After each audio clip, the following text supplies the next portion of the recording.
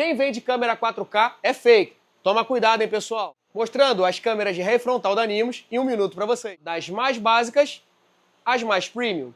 Começando aqui por essas duas que são CVBS, 85 graus de ângulo de abertura, imagem 460p.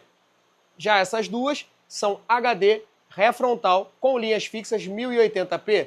E essas duas últimas, 1080p, 180 graus de ângulo de abertura com linhas dinâmicas. Ou seja, assim que seu carro começa a manobra e começa a se movimentar, as linhas vão acompanhar e auxiliar na manobra. E lembrando, pessoal, não existe câmera 4K automotiva, é fake. A máxima resolução é 1080p. Se a máxima é 1080p, trabalharemos com 1080p, porque a gente só trabalha com aquilo que é o melhor. Vem pra Nimbus você também! Voyage, voyage.